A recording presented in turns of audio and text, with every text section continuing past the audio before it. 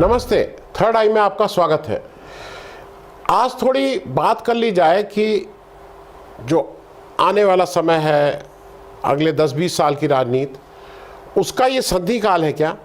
मतलब पुरानी जनरेशन एक तरह से धीरे धीरे समाप्त हो रही है, नई जनरेशन टेक ओवर कर रही है। आप कहीं भी ले लीजिए, अगर आप उत्तर प्रदेश लीजिए तो मुलायम सिंह यादव जी, मायावती जी, ये लोग अब आज इनका कोई मतलब अब रेलेवेंट नहीं रह गए हैं।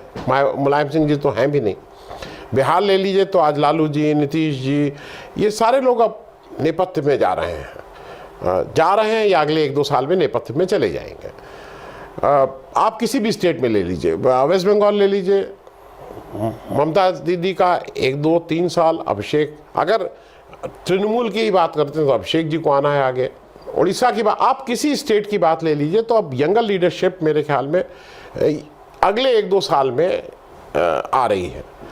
इस यंगर लीडरशिप में अगर हिंदी हार्टलैंड की बात करें, मैं अभी साउथ में नहीं जा रहा हूँ, साउथ में भी अब यंगर लीडरशिप आ रही है। स्टालिन के लड़के बड़े हो रहे हैं उधर, मतलब सब जगह एक यंगर लीडरशिप का आप कहीं ना कहीं प्रोमिनेंट देख रहे हैं, उनका दखल देख रहे हैं राजनीति में, चाहे वो शिवसेना के आदित्य ठाकरे हो, चाहे वो शरद पवार की बेटी सुप्रिया सूले हो, या किसी भी स्टेट में यंगर लीडरशिप की बात हो।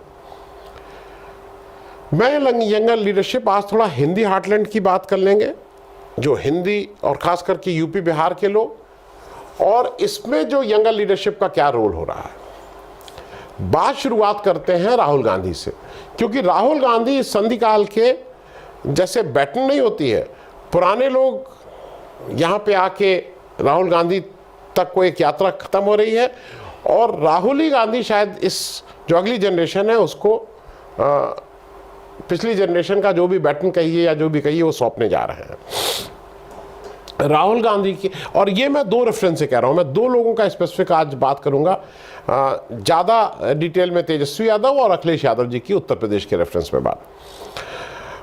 भारत जोड़ो न्याय यात्रा आज बिहार में प्रवेश कर गई।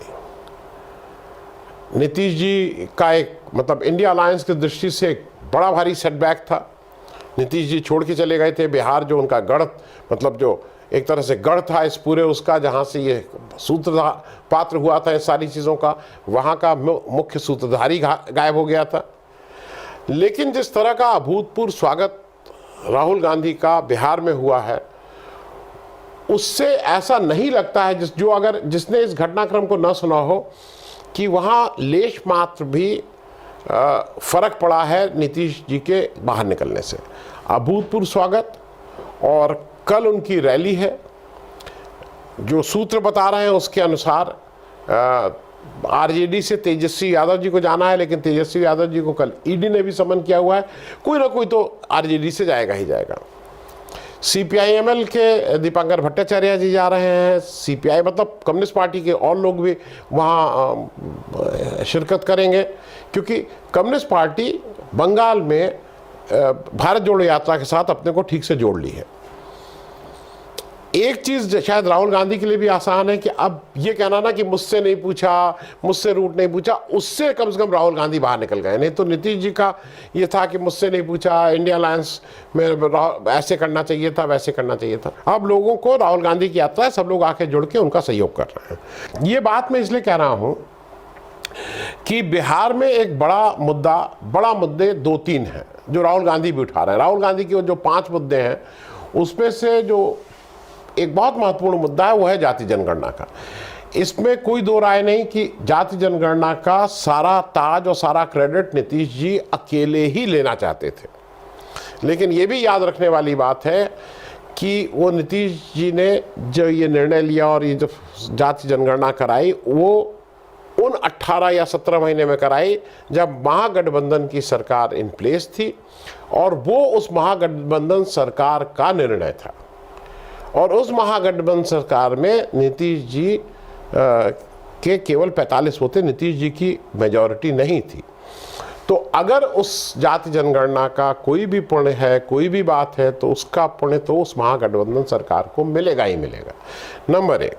नंबर 2, नीतीश जी आज जहां जिसके साथ जाके बैठ गए हैं वापस बीजेपी के पास, बीजेपी इस जाति जनगणना को इस स्वरूप में नहीं चाहती है। ये स्पष्ट है, इसमें कोई घुमाने फिराने वाली बात नहीं है। तो अगर जाति जनगणना को मानने वाले और चाहने वाले महागठबंधन में बैठे हैं और वो आज भी उसको जोर शोर से उसकी डिमांड कर रहे हैं, तो उसको नीतीश जी उसको विरोध कह लीजिए, डायरेक्ट तो विरोध करने का किसी का वो नहीं है, लेकिन घुमा फिरा के किसकी क्या ऐसे कर देंगे वैसे कर देंगे, उन लोगों के साथ नीतीश जी ने हाथ मिला लिया है। तो उसका कुछ भी जो पुण्य है, उस पुण्य का लाभ तो भाई महागठबंधन के लोगों को मिलना चाहिए, ज़्यादा लाभ तो उनको ही मिलना चाहिए। राहुल गांधी भी जाति जनगणना को अपना एक प्रमुख मुद्दा, आज से नहीं, वो उसको पकड़े हैं तो उसको छोड़ नहीं रहे हैं, उसको बनाए हुए हैं। बहुत से लोगों का जब बात होती है, मैं टीवी डिबेट में, टीवी डिस्कशन में, क्या अरे राहुल गांधी को इससे क्या, इससे कोई वोट मिलेगा। बिहार में जाति जनगणना एक बड़ी रियलिटी है और उससे एक जमीन पे वोट का फर्क पड़ता है। अब दूसरी बात यह है कि मैं भी मानता था, सब लोग मानते थे कि नीतीश जी के अपने वोट, जो अपनी जात के वोट हैं, वो तो 2-3% हैं, 3% हैं, लेकिन वो एक ओबीसी वोट को प्रभावित जरूर करते थे। और ये भी फैक्ट है कि ओबीसी वोट ज़्यादा संख्या में बीजेपी को पिछले इलेक्शन में मिले थे। लेकिन अगर बिहार में जात जनगणना, जात की बात होती है, तो जात के सबसे सोशल जस्टिस के सबसे बड़े लिविंग चैंपियन मैं बार बार बोल रहा हूं, लालू प्रसाद यादव, वो उनसे कोई ले नहीं सकता है।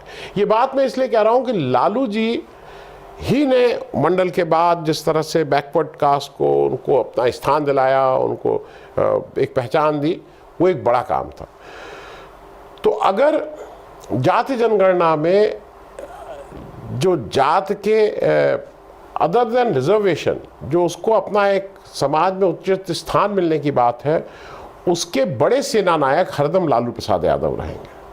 तो ये भी एक सोचने वाली बात होगी। दूसरा एक जो बड़ी बात राहुल गांधी कहते हैं, वो दोनों चीज़ें मतलब एक दूसरे से रिलेटेड रहती हैं, महंगाई और बेरोजगारी, या बेरोजगारी और महंगाई। वो बेरोजगारी पे बहुत राहुल गांधी बोल रहे हैं, लेकिन बेरोजगारी पे किसी स्टेट में कोई व्यक्ति जिसने केवल बेरोजगारी को अपना मुख्य चुनाव प्लान बनाया था, वो उसका नाम है तेजस्वी यादव।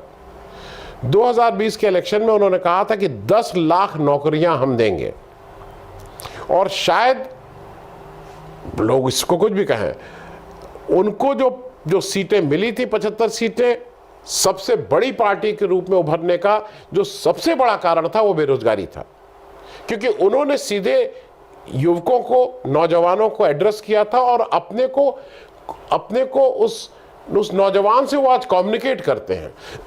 आज वो उस नौजवान के साथ जब वो बेरोजगारी की बात करते हैं, तो उसको लगता है कि ये कोई व्यक्ति है जो मेरी बात कर रहा है।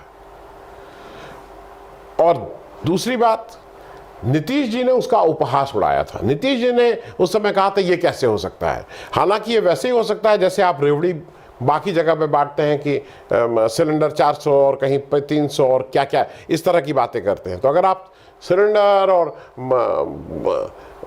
कौन कौन सी वजीफे आप दे सकते हैं, तो ये तो बेरोजगारी दूर कर, ये तो रोजगार देने की बात है। जहां आदमी काम करेगा तब आपसे पैसा लेगा। जब बिना काम किए आप वोट खरीदने के लिए बीजेपी तैयार है, तो आप यहां तो रोजगार के साथ काम करके पैसा लेने की बात है। 3.25 लाख रोजगार नीतीश कुमार जी का कहना है, और तेजस्वी यादव का कहना है कि महागठबंधन सरकार ने 17 महीने में दिए थे। अब मैं उस बेसिक फैक्ट्स पे आ रहा हूं।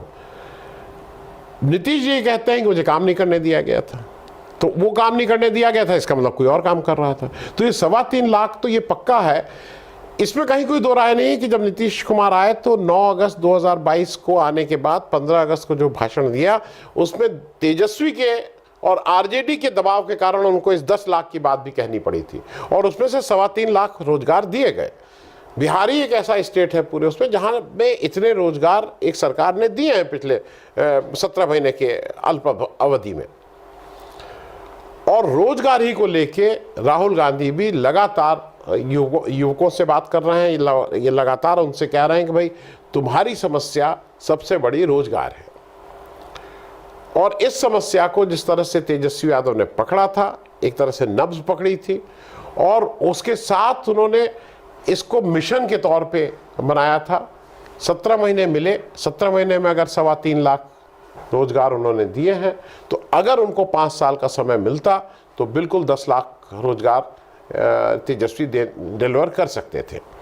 तो वो जो विधानसभा चुनाव में जो होगा, लेकिन मुझे लगता है कि इसका फर्क मेरे ख्याल में लोकसभा चुनाव में भी पड़ेगा, क्योंकि लोकसभा चुनाव में भी तो युवक वोट देते ही हैं। अब 2-3 बिहार के यंगर नेताओं की बात इसलिए कर लें कि वो उनका रोल क्या रहेगा, उनका एक इंपॉर्टेंट रोल रहेगा। पहली बात कर लें पीके, प्रशांत किशोर की। प्रशांत किशोर कल भी अपना वो एक बेतिया में शायद थे, या अगर मैं गलत नहीं हूँ बेतिया या कहीं पे थे, वहाँ पे वो 13 जिले कवर कर चुके हैं, 17 महीने से चल रहे हैं, पद यात्रा कर रहे हैं, जनसुराज उनका है। वो कितने ठीक हैं, कितने अच्छे हैं, कितना असर पड़ेगा, कितना असर नहीं पड़ेगा, मैं इस पे नहीं जा रहा हूँ। लेकिन एक व्यक्ति गांव में चल रहा है तो मैं इसको एक्नॉलेज जरूर करूँगा। मैं प्रशांत किशोर जी का क्रिटिक रहा हूँ, मैं सार्वजनिक रूप से कह दूँ। मैं जब तक वो ये चलना नहीं शुरू किए थे, पदयात्रा नहीं शुरू किए थे, तो मैं उनको मैनेजर मानता था।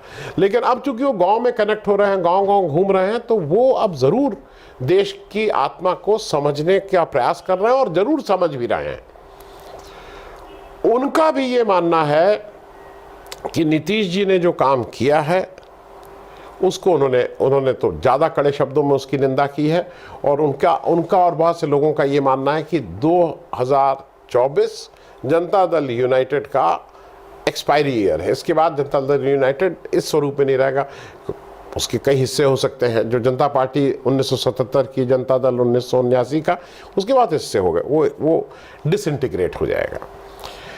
तो और प्रशांत किशोर लगातार एक बात कह रहे हैं पिछले 2 साल से कि कांग्रेस ही एक विपक्ष है जो बीजेपी के सामने खड़े होकर वही ऑल्टरनेटिव दे सकती है। उसके बाद उसको वो अपना सारा ध्यान बिहार में केंद्रित किए हुए हैं। वो बिहार को एक मॉडल स्टेट के रूप में डेवलप करने का उनका सपना है। वो कहते हैं कि मैं इसको डेवलप कर लूँगा, जिससे वो ये कहते हैं कि उनका सपना यह है कि बिहार को ऐसा स्टेट बनाना चाहते हैं जहाँ पे दूसरी स्टेट के लोग आके नौकरी करने के लिए वहाँ जाएँ।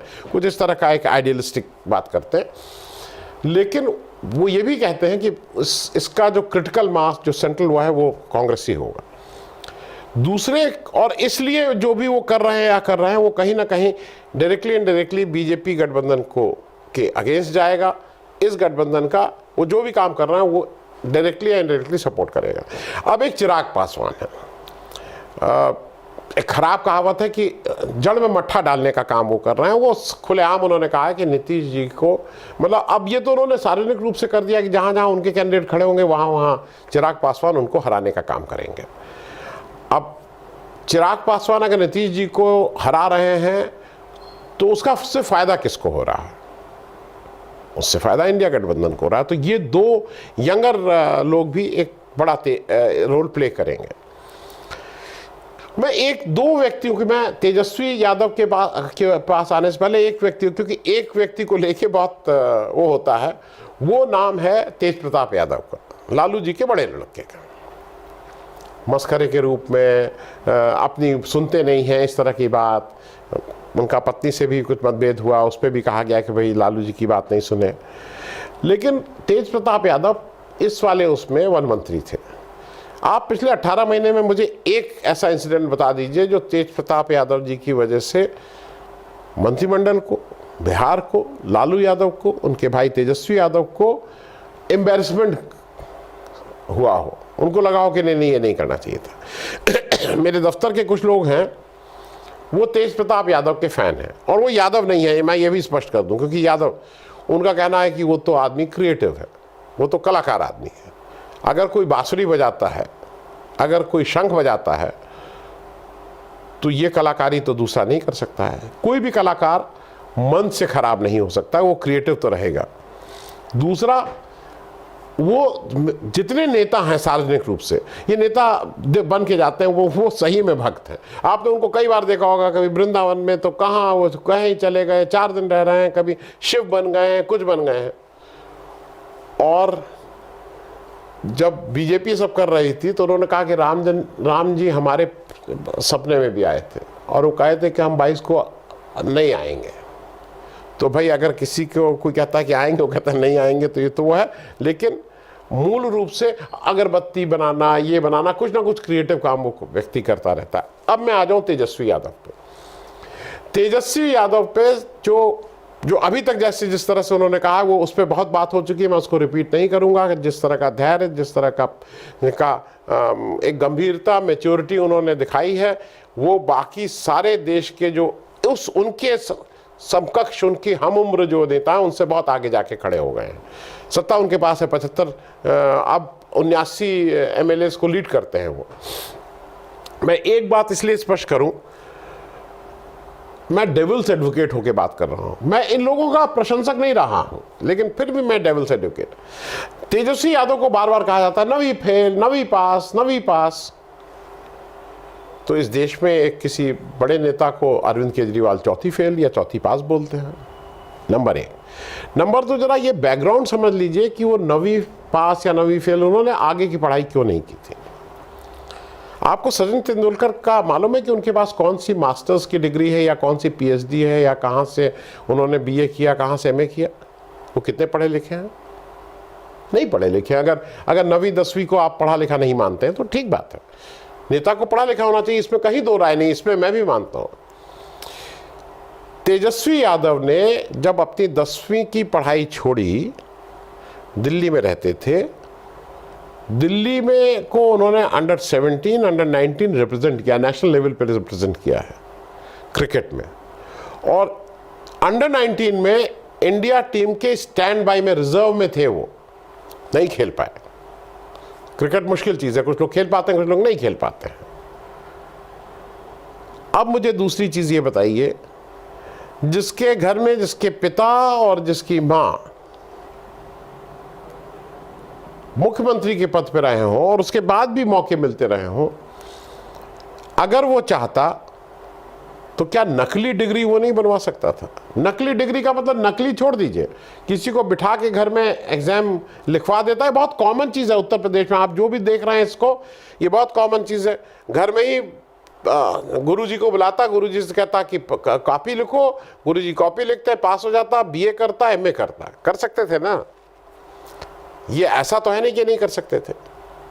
तो आपको वो इस तरह की डिग्री लेने वाला नेता ज्यादा ठीक लगता, या जो येन केन प्रकरण ये कहता डिग्री ना होने पे भी कोई डिग्री इजाद करके कहता कि ये मैं ये पास हूं, ये पास हूं, या जो कहता है कि हाँ ठीक है मैं 9वीं पास हूं। देखिए, ये हमको और आपको, मैं इसलिए कह रहा हूं कि अगर कोई व्यक्ति ईमानदारी से अपनी शॉर्टकमिंग्स को कह रहा है तो हमें और आपको उसको स्वीकार करना चाहिए, क्योंकि अगर वो 9वीं पास है तो हैं, हम उनको उस परीक्षा की कसौटी भी ना करें। उनको पढ़ना चाहिए था, मैं इसको बार बार कह रहा हूं। लेकिन इस देश की अगर HRD मंत्री की कितनी शिक्षा थी जब मोदी जी आए तो जिसको बनाया था, उसके मुकाबले अगर तेजस्वी यादव की शिक्षा की जगह उन्होंने क्या काम किए, क्या वादे किए, उस कसौटी पे कसा जाए तो ज़्यादा ठीक होगा। मेरे ख्याल में आज समय नहीं है, मैं अखिलेश यादव जी के बारे में भी एक अलग से इस पर ज़रूर बात करेंगे कि उत्तर प्रदेश में देर आया दुरुस्त आया, तो उन्होंने स्टीयर करना शुरू किया है। उन्होंने साफ साफ कहा है कि सारी चीज़ें सौहार्दपूर्ण वातावरण में चल रही हैं। Coming back to Bihar, Nitish ji का जाना, शायद अभी जाना ज़्यादा बेहतर था। नीतीश जी अगर जितना लेट जाते उतना ज़्यादा नुकसान इंडिया अलायंस का करते। देखने वाली बात यह है कि जो वो गए हैं और उससे जो एक साइकोलॉजिकल झटका लगा है, उसको ये यंगर जनरेशन इन बिहार और भारत जोड़ो यात्रा के रूप में राहुल गांधी और बाकी स्टेट में जैसे महाराष्ट्र में एक पूरा महाराष्ट्र विकास अघाड़ी है, ये लोग उसको, उस क्षति को कितना पूरा कर पाते हैं। बहुत बहुत धन्यवाद, थैंक यू।